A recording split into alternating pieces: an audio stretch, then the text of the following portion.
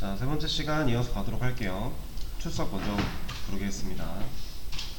성우진님, 윤수영님, 임규호님, 최지선님, 서경복님.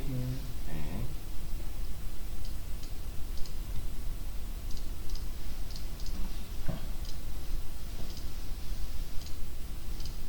자, 이 문제를 한번 풀어봅시다.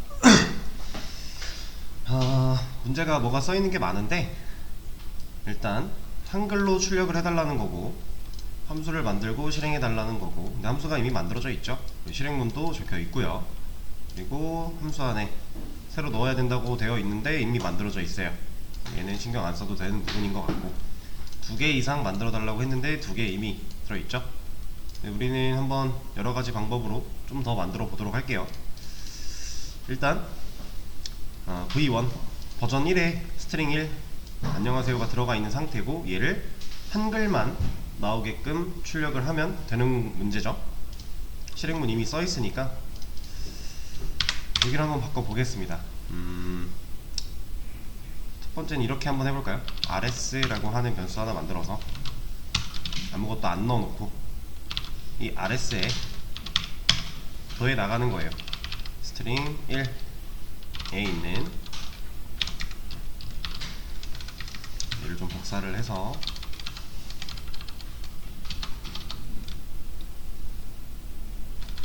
얘는 2, 얘는 4, 6, 8까지만 하면 되겠죠? 5글자니까. 안녕하세요. 이거 위에서 여기 했던 문제잖아요. 그냥 가장 간단하게 이렇게도 해결을 할 수가 있어요. 이러고서 프린트 rs 하나 남겨주면 얘 실행했을 때 이 프린트까지 하고 함수가 종료가 되겠죠. 실행을 한번 해보면 안녕하세요만 잘 나오네요. 알파벳 다 빠져서. 이렇게 직관적으로 해결할 수도 있고, 다른 버전 얘는 어떤 방식을 써볼까요? 길이를 좀 활용해서 반복문을 돌려볼까요? 얘는 얘도 rs라고 하는 변수 하나 만들어서 놓고 반복문을 한번 사용을 해보겠습니다.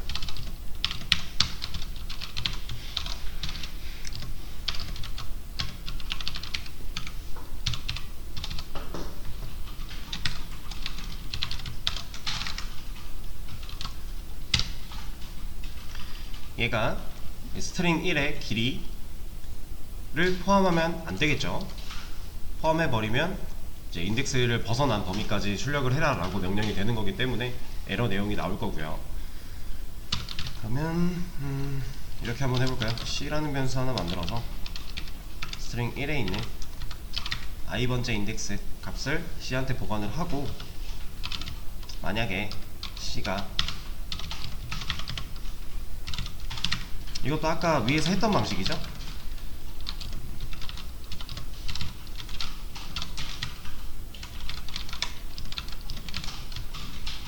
여기 C, D, E까지. 만약에 현재의 C가 알파벳 A 일치하지 않는다, 그리고 B랑도 일치하지 않는다, C랑도 일치하지 않는다, 이렇게 해서 ABCD를 다 검증을 했을 때 이 조건문이 참이다 라면 어떤 얘기예요? 현재 반복되고 있는 C는 한글이란 얘기죠. 그래서 rs에 C를 더해주겠다 라고 하고, 지금 반복문에 스텝이 없었으니까 스텝 넣어주고, 그리고 나서 while문 끝나고 밖으로 빠져나왔을 때 rs 출력해라 라고 한다면 이 조건이 참일 때만, 그러니까 결국 한글일 때만 rs라는 애한테 문자가 들어가게 될 거고요. 이 결과 반복문 끝나고 나서 rs를 출력을 하게 되면 rs에는 한글만 들어있게 되겠죠. 그러면 2개 했고, 하나 더 만들어 봅시다. 얘는 버전 3으로 방식이야. 위에서 우리가 여러 방식을 써봤기 때문에 그것들을 많이 활용을 해도 되고, 아니면 또 좋은 생각이 있으면 본인의 스타일대로 방식을 만들어서 해봐도 되는 거죠. 여러가지 활용을 다 해볼 수 있는 건데, 얘도 RS 하나 만들어 놓고 이번엔 포문 한번 써볼게요.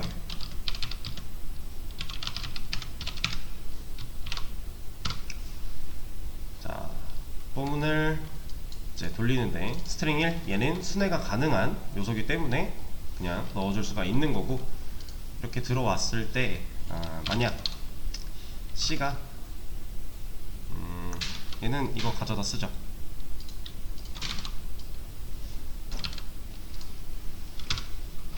결국 같은 얘기죠. 위랑 이게 참이란 얘기는 지금 현재 돌고 있는 C가 한글이니까 이때만 C를 RS에 더해주겠다. 그리고 반복문 끝나고 나왔을 때 프린트 RS 해주게 된다면 이 버전 3 실행한 결과도 안녕하세요가 잘 나오겠죠. 알파벳을 다 제거된 상태로 나올 거예요. R이? 여기 왜 R이야? RS 이렇게 잘 나오는 거죠. 또 하나 만들어 볼까요? 하나 더. 얘는 뭘로 해볼까? 나딘을 한번 사용해 보죠.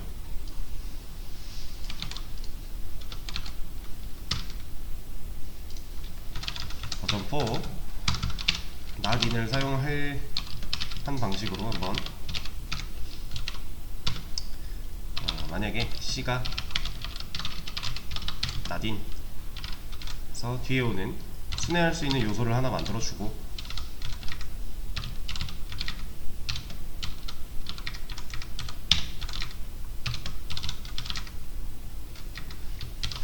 여기에 포함되지 않는다면, 일치하는 게 없다면 한글이란 얘기니까 그때만 RS에 C를 넣어주겠다. 그리고 끝나고 나왔을 때 RS 한번 출력해라 라고 해준다면 얘도 알파벳이 다 제거된 상태로 한글만 잘 출력을 할 수가 있겠죠. 결과가 다 똑같이 잘 나오고 있어요. 그래서 지금 전 문제에서 풀었던 방식들, 그리고 지금 이 문제를 풀면서 했던 방식들 말고도 여러가지 방식들이 있을 거예요. 이런 것들을 응용으로 찾아내는 거는 여러분들이 이제 혼자 공부하실 때 찾아보시고, 만약에 찾아보다가 이거 이론적으로는 될 것 같은데 뭔가 안 된다, 그래서 왜 안 되는지 모르겠다 라고 어려움이 느껴지신다면 저한테 또 질문해 주세요. 그럼 제가 개선책을 좀 알려드리거나 해볼게요. 일단 이 문제는 이런 식으로 버전 4개 정도 해결을 해봤습니다. 자, 그러면 문자열에 대한 기본적인 내용은 다 했고요. 사실 문자열이라는 것 자체가 문자의 배열, 그냥 리스트이기 때문에 우리가 리스트 전에 해봤던 방식이랑 유사하죠. 사용할 수 있는 것도 똑같고, 그래서 크게 어려움이 없이 하실 수 있는 부분이었을 텐데, 이번에는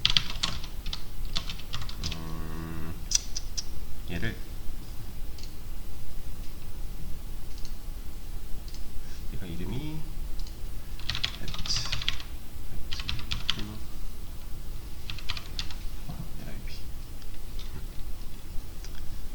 자, 지금 수업 페이지에 제가 내용 하나를 추가했어요.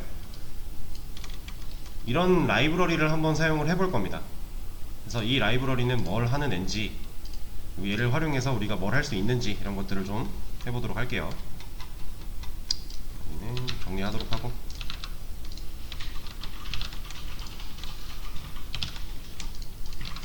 자, 우리가 라이브러리라는 걸 이제 사용을 해볼 거예요. 파이썬을 사용해서 이제 데이터를 시각화하는 라이브러리인데, 이런 걸 사용을 하려면 일단 임포트를 해줘야 돼요. 그냥은 못 써요. 그래서 임포트를 하고 MAT 입력한 다음에 컨트롤 스페이스를 눌러보시면 안 나오네. PL 여기다. 우리가 컨트롤 스페이스 하면 자동 완성 기능으로 이렇게 선택할 수 있는데요, 이 중에 얘를 쓸 겁니다. 얘는 라이브러리를 우리가 임포트해서 지금 현재 코드에서 얘를 이 기능을 사용을 하겠다 라고 되어 있는 거고, 얘 같은 경우는 이미 만들어져 있는 애예요. 우리가 따로 만들 필요가 없이 기본으로 만들어져 있어요. 그럼 우리가 이걸 활용해서 데이터 시각화라는 걸 할 수 있는 겁니다. 지금 수업 페이지에 올라가 있는 개념을 보시면 여기 있는 내용이 뭔지는 모르겠지만 출력 결과가 이런 식으로 나오고 있어요. 이 라이브러리를 사용을 했을 때 그림을 그려주겠다라는 거예요. 그래서 우리는 이 그림을 그릴 때 필요한 요소들만 만들어서 실행을 시켜주면 시각화를 할 수가 있는 겁니다. 그래서 파이썬이 이제 빅데이터 관련해서 이제 많이 사용이 되고 있는데, 데이터를 다루는 그런 업무 쪽에서 파이썬을 많이 쓰다 보니까 시각화 같은 것도 할 수 있는 라이브러리가 만들어져 있는 거예요. 그래서 우리가 지금 배워볼 거고, 얘는 이 라이브러리를 임포트해서 사용을 하겠다. 근데 요 뒤에 AS, 얘는 이 이름으로 사용을 할 거예요. 별명을 지어 놓은 겁니다. 그래서 우리가 얘를 사용을 할 때, 얘가 갖고 있는 기능을 사용을 할 때 plt. 이런 식으로 사용을 할 거예요. 그게 명시가 되어 있는 거고. 얘를 좀 한번 볼까요? 어떻게 쓰는지, 사용법이 뭔지, 어떤 기능들이 있는지 다 나와 있어요. 이제 원문 홈페이지 들어가서 도큐멘트 이거 DOC 뒤져보면은 여기서 사용법 같은 것도 많이 나와 있고, 아니면 이렇게 정리되어 있는 사이트들도 있어요. 얘가 여러가지 형태로 이제 데이터를 시각화한 걸 보여줄 수 있는 라이브러리라고 되어 있는 건데, 이 안에서 정말 많은 것들이 있습니다. 우리가 지금 배우고 써볼 거는 되게 극히 일부긴 한데요, 더 다양하게 쓸 수 있는 게 많으니까 궁금하신 분들은 좀 구글링을 해서 찾아보시면 좋을 것 같고요. 여기 보면은 기본적인 사용법도 있고, 범례 표시하기 이런 것도 있고, 그리고 마커 지정 이런 것도 있고요. 되게 많아요. 그러니까 이미 만들어져 있는 걸 활용해서 우리가 원하는 대로 꾸밀 수 있어요. 근데 이 라이브러리라는 것 자체가 대부분 다 이래요. 그러니까 이미 만들어져 있는 라이브러리를 우리가 가져다가 사용을 하면, 그 기능들 사용했을 때 우리가 직접 코드를 짜서 이런 그래프를 표시해 주려고 한다면 되게 어렵겠죠. 이런 거를 이미 만들어져 있는 거기 때문에 우리는 활용법만 잘 익혀놓으면 돼요. 어떻게 쓰는가, 그리고 실제로 뭔가 개발을 하고 프로젝트를 진행을 할 때는 이런 라이브러리 혹은 오픈 API 이런 것들을 상당히 많이 사용을 하게 됩니다. 그래서 다른 수업 진행하면서도 제가 말씀을 드리는 부분이고, 공통적으로 다 적용이 되는 부분인데, 우리가 완전히 100% 무에서 유를 만드는 일은 거의 없어요. 많지 않아요. 그런 것들은 우리보다 훨씬 이제 진짜 재능을 갖고 있는 뛰어난 사람들이 그런 기능 만드는 걸 해요. 그렇게 만들어서 우리한테 공유를 해주면 우리는 그걸 활용하기만 하면 돼요. 그게 이제 우리가 이제 개발자로서 일을 할 때 하는 방식인데, 정말 다양한 것들이 많이 있습니다. 사용할 수 있는 것도 많고, 이런 거 있잖아요. 네이버의 지도, 이런 지도가 보여지고, 그 지도 안에서 우리가 이런 거리뷰도 찍어볼 수 있고, 면적 거리를 측정할 수도 있고, 이런 기능들 있죠. 이것도 오픈 API 같은 걸로 가져다가 만들면 되게 쉽게 만들 수 있어요. 근데 우리가 이 지도를 아예 그냥 0에서 이 지도를 완성을 시켜야 된다라고 생각을 하면 할 게 너무 많아요. 일단 지도에 필요한 이미지 파일들도 엄청 많이 필요하고요, 메타데이터도 엄청 필요하고, 이런 기능들 만드는 거 꽤나 상당히 복잡합니다. 무에서 유를 만든다고 한다면. 근데 API 같은 게 이미 다 있기 때문에 우린 그걸 가져다가 사용법만 익혀서 우리가 원하는 입맛대로 바꿔서 사용만 하면 돼요. 실제 개발자들이 하는 주 업무는 거의 다 이런 겁니다. 그래서 이제 이런 뭐라 그래야 되지? 라이브러리나 API의 원본을 만들어내는 사람이 되면 되게 이제 능력 있고 좋은 기술자가 되는 거지만, 사실 우리가 거기까지 가기는 진짜 재능 없이는 힘들어요. 현실적으로 재능이 있는 사람들이 가능한 영역이고, 노력으로 도달하기가 좀 많이 어렵습니다, 그쪽은. 근데 만들어져 있는 걸 가져다가 우리 입맛대로 활용하는 거는 누구나 다 할 수 있는 거예요. 사용법에 대해 좀 익히고 이제 문서를 찾아보면서 그 문서를 읽으면서 우리가 활용을 하는 거, 이 정도는 다 할 수 있는 거니까 지금 얘도 우리가 그대로 활용만 해볼 거예요. 간단하게. 그래서 디테일한 내용들은 검색해 보시면서 이런 것들도 있구나 라고 한번 찾아보시면 좋아요. 그러면 나중에 내가 이거 쓸 일이 있을 때 한번 찾아본 경험이 있기 때문에 좀 더 쉽게 접근할 수가 있겠죠.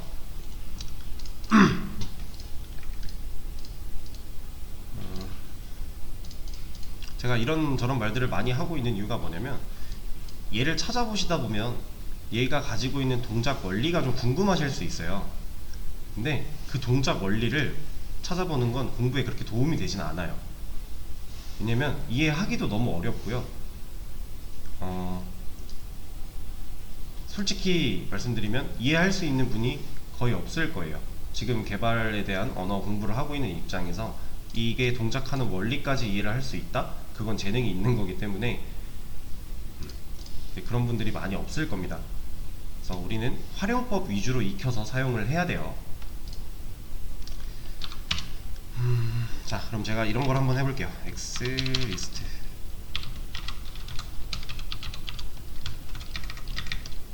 그리고 Y 리스트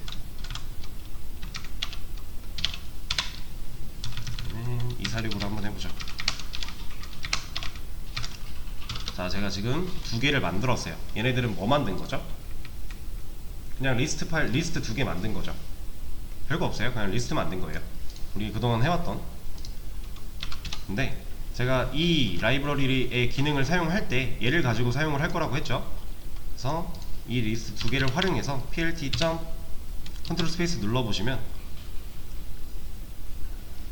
이 안에서 쓸 수 있는 이미 만들어져 있는 함수들이 되게 많이 나와요. 이 중에 우리가 사용할 게 스캐터라고 하는 애가 있어요. 이 스캐터를 사용하면 얘가 그림을 그려줄 겁니다. 여기다가 우리가 만든 이 리스트 두 개를 시각화해서 보여줄 거예요. 그래서 plt는 얘 여기서 온 거고요. 별명을 지어준 거니까 plt.scatter 그 안에 인자로 x 리스트 그리고 y 리스트 우리가 만들어 놓은 리스트 두 개를 넣어 줄 거예요. 이걸 실행을 돌려보면 시각화되어 나오죠? 이미 만들어져 있는 함수가 이 그림을 보여주는 거고요. 우리가 넘긴 인자는 그냥 인자대로 이 안에서 매개변수로 활용이 됐을 뿐이에요. 그래서 지금 보시면 여기가 원점이라고 했을 때 1, 2, 3 얘는 x 거죠. x고 y 여기 보면 2, 4, 6이네요. 우리가 흔히 알고 있던 xy 좌표로 우리가 만든 리스트 두 개의 데이터가 표현이 된 거죠. 1, 2, 3이라고 했을 때 2, 4, 6 이 점의 위치를 찍어준 거잖아요. 지금 이런 식으로 데이터를 시각화할 수가 있어요. 근데 이제 얘를 가지고 더 다양하게 활용을 하면서 할 수 있는 게 많은데 지금 데이터가 3개밖에 없으니까 3개씩밖에 없으니까 점이 3개 찍혔죠. 얘는 좀 주의해야 될 게 x는 지금 데이터를 하나 추가했어요. y는 3개고 얘는 뭐라 해요.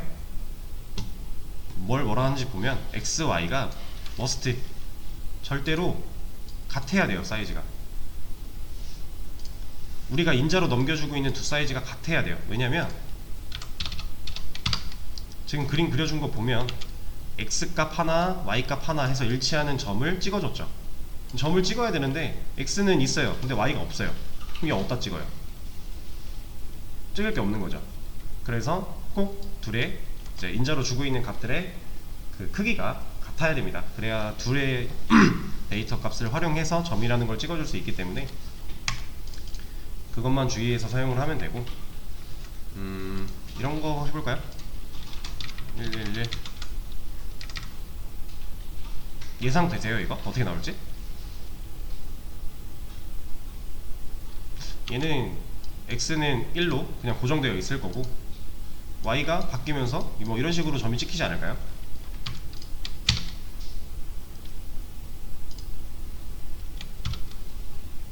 이렇게 그러면 데이터를 좀 늘려서 한번 또 확인을 해보죠. 4개 됐더니 점이 4개 됐어요. 자, 근데 여기서 이제 여러분들이 하나 알고 가셔야 될 게 뭐냐면, 데이터가 늘어난다고 해도 이 시각화가 돼서 보여지는 얘의 크기가 안 변하죠. 그냥 점들의 간격이 좁아지고 있죠. 점이 많아지니까. 똑같은 공간 안에, 같은 크기의 공간 안에 점을 뭐 언제는 3개 찍고 언제는 4개 찍어야 돼요. 그럼 당연히 이 간격이 좁아질 수밖에 없겠죠. 그렇다는 얘기는 데이터가 정말 많아진다면 이 점들이 연결돼서 선으로 나타나겠네요. 그쵸? 그래서 이제 점으로도 찍어서 보여줄 수가 있고, 이 점을 더 많이 찍어서 선으로도 보여줄 수가 있고요. 그리고 우리가 어떤 데이터를 넘기느냐에 따라서 곡선으로도 나타날 수가 있어요. 이런 것도 한번 해보죠.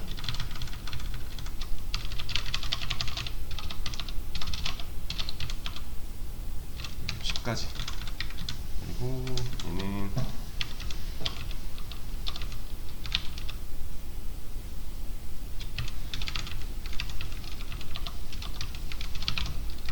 개수를 맞추려고 넣어준 거고, 이런 거 찍어보면 점의 간격이 더 좁아진 거죠. 근데 얘가 반복문을 통해서 데이터가 더 많대요. 막 한 100개씩 된대요. 그럼 이 공간 안에 100개의 점이 찍히려면 이제 선이 되는 거니까 그런 것도 한번 해볼게요. 이렇게 한번 해보죠. X 리스트를 비워놓고 반복문을 통해서 1부터 100일까지, 그리고 X 리스트 점 어펜드 i. 어펜드는 리스트에 값 넣을 때 쓸 수 있는 함수였잖아요.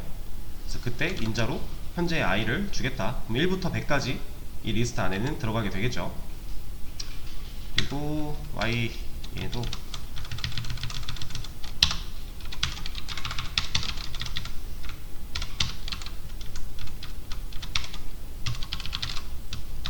i를 한번 똑같이 넣어볼까요?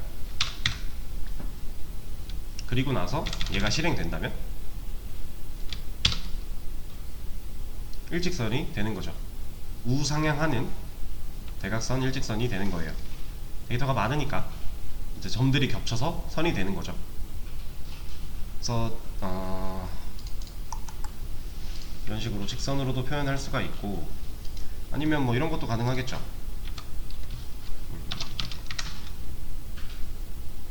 그냥 데이터 좀 다르게 넣은 것 뿐이니까. 근데 얘도 어차피 우상향 직선 그래프가 나올 거예요. y가 값은 다르지만 이제 점이 찍히는 걸 보면 결국 이거니까. 그쵸? 그럼 얘를 만약에 뭘 해볼까? 이렇게 곡선으로 그려지게끔 해보고 싶어요. 그럼 우리 이거 뭐 하면 돼요?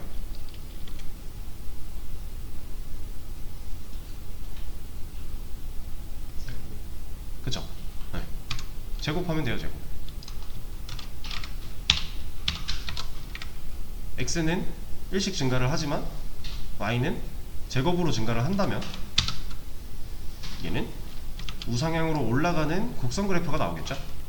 이거는 이제 사실 우리 고등학교 때, 중학교, 고등학교 그쯤에서 이제 그래프 그리면서 많이 했던 수학적인 내용인데,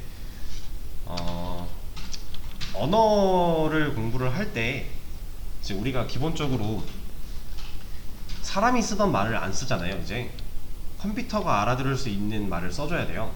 근데 그렇다고 해서 우리가 0과 1로 컴퓨터가 이렇게 이루어져 있는데 0, 1로 코드를 짜진 않죠.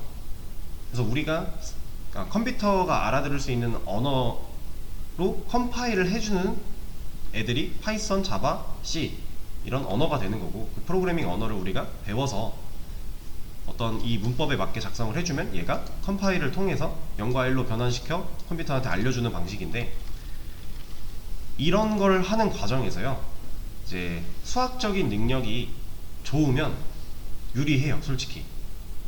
그리고 특히나 파이썬 같은 경우는 이제 데이터랑 연관돼서 사용되는 경우가 많기 때문에 수학적인 능력이 좀 필요한 부분이 꽤나 있습니다. 근데 수학을 그렇다고 못한다고 해서 개발을 못하진 않아요. 그러니까 약간 이게 개발의 영역이라고 했을 때 수학이 필요한, 수학적인 능력이 필요한 부분이 한 이렇게 있다고 치면 나머지는 필요 없는 거예요. 근데 다만 수학을 정말 나는 수학 정말 싫어 못하겠어 1도 몰라 라고 하는 사람이면 이 부분 어렵겠죠. 그러니까 이건 있어요. 근데 그렇다고 해서 이거 외에 나머지 부분들은 못하는 게 아니니까 뭐 크게 상관은 없다만 좀 어차피 우리가 언어 공부를 한다면 수학적인 지식에 대한 생각도 하고는 있어야 돼요. 이제 파이썬도 그렇고 C도 좀 수학적인 능력이 필요한 부분이 있는데 좀 어느 정도 염두는 해둬야 됩니다. 그래서 좀 심화적인 부분으로 계속 기술을 파고 들어가다 보면 결국에 어느 정도 막힐 때가 올 거예요. 수학 능력 때문에. 왜냐면 필요한 부분들이 꽤나 많거든요. 근데 일반적인 웹사이트 웹 개발 같은 거에서는 전혀 상관없어요. 저도 수학 잘 못해요. 그래서 심도 있게 깊게 파고 들면 저도 저기서 막혀요. 근데 그런 거 우리가 무에서 유를 만들 필요가 없다고 했죠. 우리는 구글링을 통해서 좀 쉽게 사용법만 익혀가지고 사용해도 되는 거고, 이런 거 로직이 생각이 안 난다 그러면 어떤 식으로 만드는지 구글링 해서 하면 되는 거니까 전혀 걱정하실 건 없습니다. 근데 있으면 유리한 건 사실이긴 해요. 자료구조 쪽도 그렇고 우리가 이제 메모리 개발자는 어쩔 수 없이 이제 메모리라고 하는 영역을 컨트롤을 해야 되는 직종인데, 얘를 컨트롤할 때도 좀 수학적인 능력과 이런 것들이 도움이 많이 되기는 해요. 근데 사실 저도 잘 못하지만 전혀 문제가 되지 않는다. 우리한테는 이 친구가 있으니까. 자, 그러면은 이번에는 이런 거 한번 해볼까요? 이렇게 그리고 싶어요, 그래프를.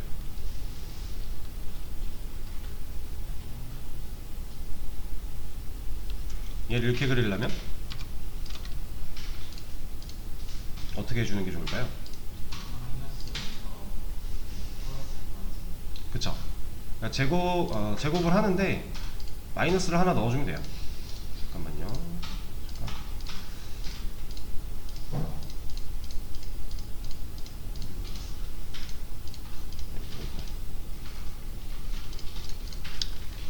얘를 마이너스 50부터 51까지 돌리는데 i를 제곱으로 만들어 준다면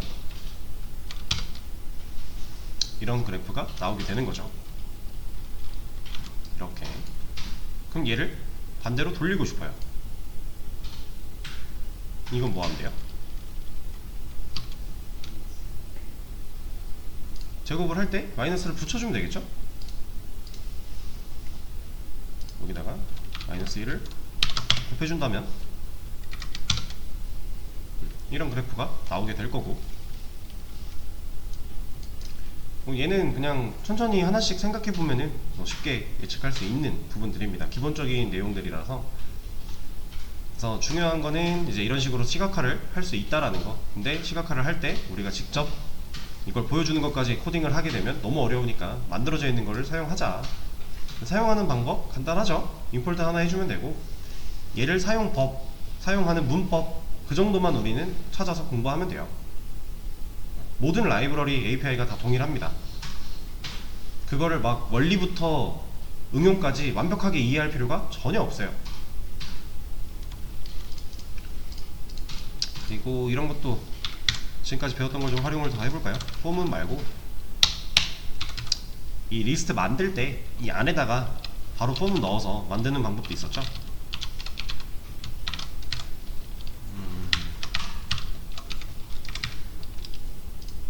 이런 식으로.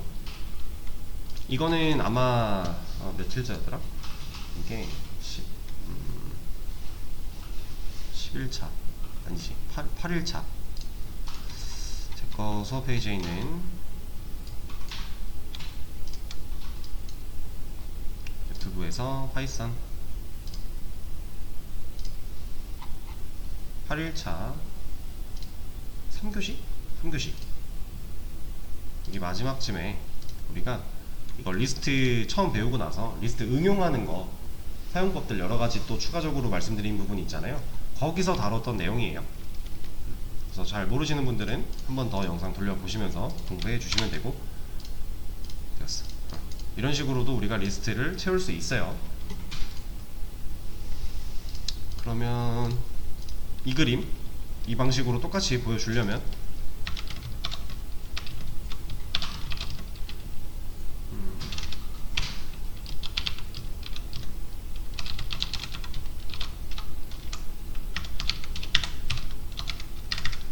이렇게 해줄 수 있겠네요. 그러면 똑같은 그래프가 나오겠죠? 그리고 이번에는 이런 것도 한번 해볼까요? 얘네들을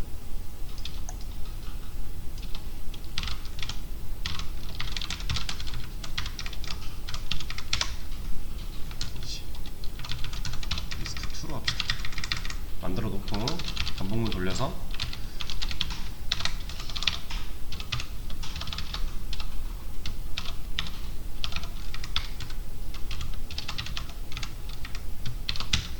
이 안에 이번에는 x는 y, x 리스트 점 append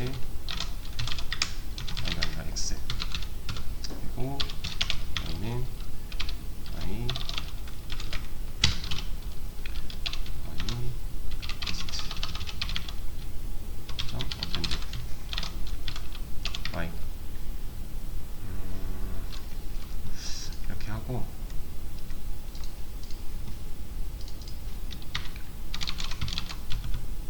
리스트 2한테는 마이너스 1 곱하기 y, y의 값을 음수로 바꿔주는 거죠. 그리고 났을 때 이렇게 출력한다면 얘는 어떤 식으로 나올까요?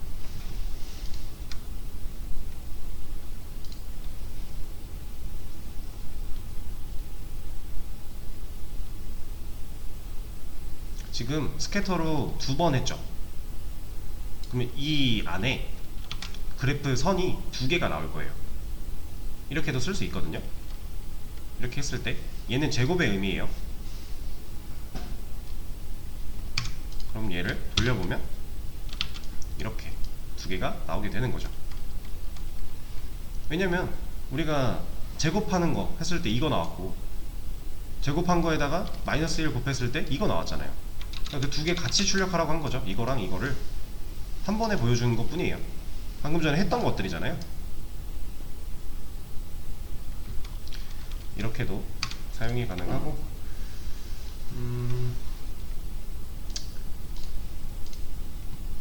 그리고 파이썬 같은 경우는 이제 엑셀이랑 또 연동을 할 수가 있어요. 네, 할 수 있어요. 그래서 엑셀이 이제 데이터 같은 걸 많이 다루잖아요. 엑셀로 데이터를 다루고, 엑셀 안에도 이제 쓸 수 있는 함수가 되게 많아요. 그래서 데이터를 다룰 때 이제 메타데이터 같은 경우 엑셀로 많이 작업을 하기도 하는데, 그렇게 작업한 엑셀 파일을 가지고 와서 파이썬에서 연동해서 우리가 그래프를 시각화로 이렇게 보여주는 거, 이런 것도 가능하고요. 그리고 이제 실제로 우리는 데이터를, 지금 현재 우리 코드를 보면 데이터가 그냥 이 코드 실행될 때 만들어졌다가 실행 끝나면은 사라지죠. 이 데이터는 영속성이 없는 거잖아요. 근데 이 데이터한테 영속성을 부여하기 위해서 우리가 사용을 하는 게 DB예요. 데이터베이스. 그래서 우리가 어떤 데이터를 데이터베이스에 넣어 놓으면요, 얘는 영속성을 가지고 보관이 돼요. 그럼 그 데이터를 우리가 뭐 꺼내 와서 활용도 하고 뭐 시각화를 할 수도 있고 하는 건데, 데이터라는 건 어떻게 보면 그냥 뭐 숫자가 될 수도 있고, 아니면 문자가 될 수도 있고, 뭐 리스트가 될 수도 있고, 되게 다양하잖아요. 근데 이런 데이터를 이제 제가 좀 전에도 엑셀로 데이터를 많이 관리한다 라고 말씀드렸는데, 이런 특징들 때문에 DB랑 엑셀도 다 웬만하면 연동이 돼요. 이게 그래서 실제로 엑셀로 메타데이터를 작업을 해서 쭉 만들어 놓은 다음에 얘를 DB에 임포트 시킬 수 있어요. 그리고 DB 안에 있는 애를 오히려 바깥으로 익스포트 꺼내서 엑셀 파일로 만들 수도 있어요. 그러니까 엔간한 모든 DB들은 이게 다 가능해요.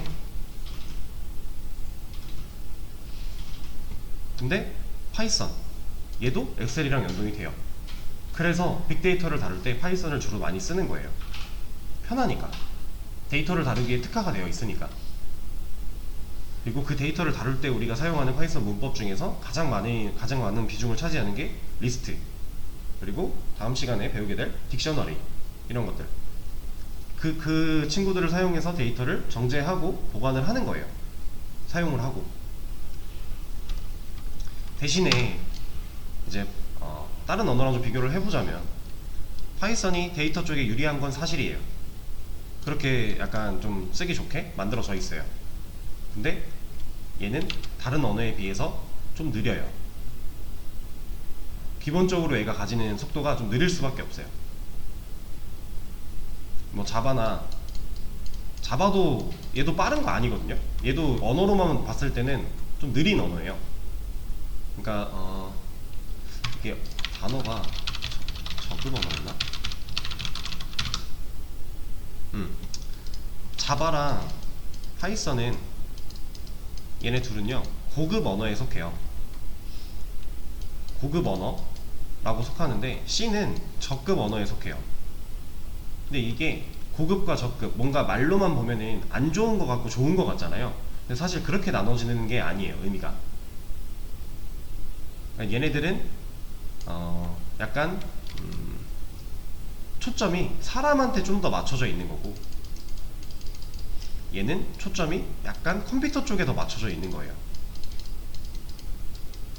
그래서 그 차이를 가지고 우리가 저급 언어, 고급 언어라고 나누는데, 그러니까 컴퓨터한테 초점이 맞춰져 있다 보니까 사람이 이 기술을 익히고 사용하는 게 조금 어려워요, 난이도가. 다른 언어에 이것들에 비해서. 근데 얘는 사람한테 좀 더 맞춰져 있기 때문에 비교적 난이도가 쉬운 편이에요. 배워서 기술을 사용하는 게. 근데 대신에 얘는 상당히 빨라요. 얘네 둘에 비해서 얘가 빠를 수밖에 없어요.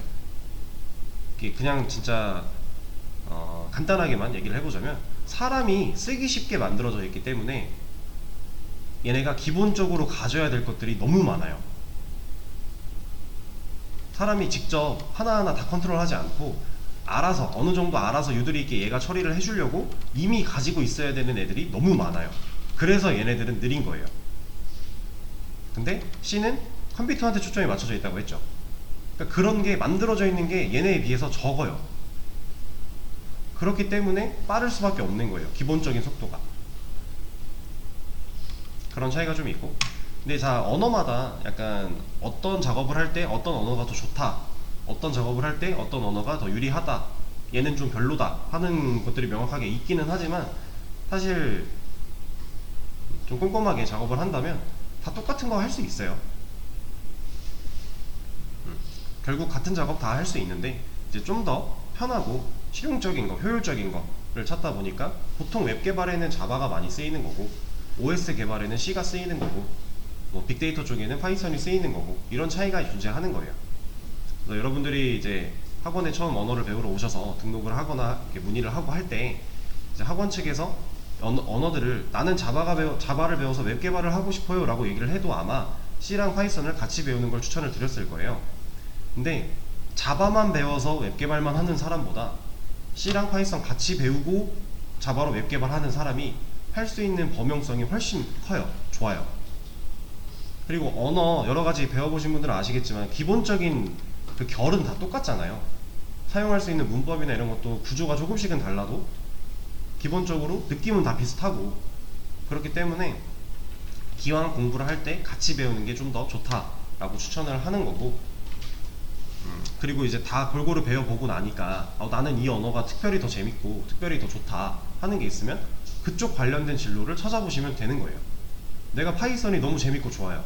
그럼 빅데이터 쪽 파이썬을 주로 다루게 될 영역으로 이제 찾아보고 그쪽으로 진로를 정해서 공부를 더 할 수 있는 거고, 자바가 제일 너무 좋아요.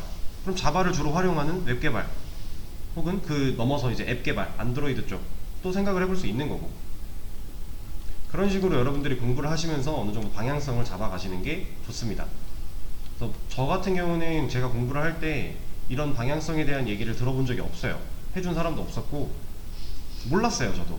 그래서 그냥 가르쳐준 대로 저는 자바밖에 안 배웠었거든요, 처음에.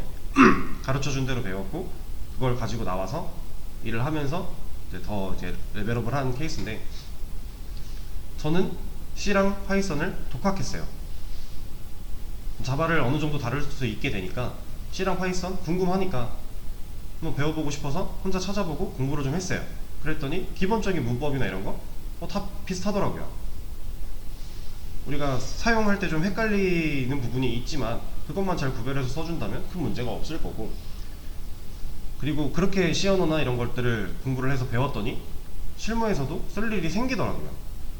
제가 다녔던 회사는 이제 웹 개발하는 SI였는데 거기서도 C를 활용해서 프로그램을 만들어야 되는 경우가 가끔 있어요. 그럴 때 제가 아는 지식으로 분석이 가능하고 여기에 제가 원하는 대로 좀 수정이 가능하고, 아예 뭐 만들어내기는 어려웠지만,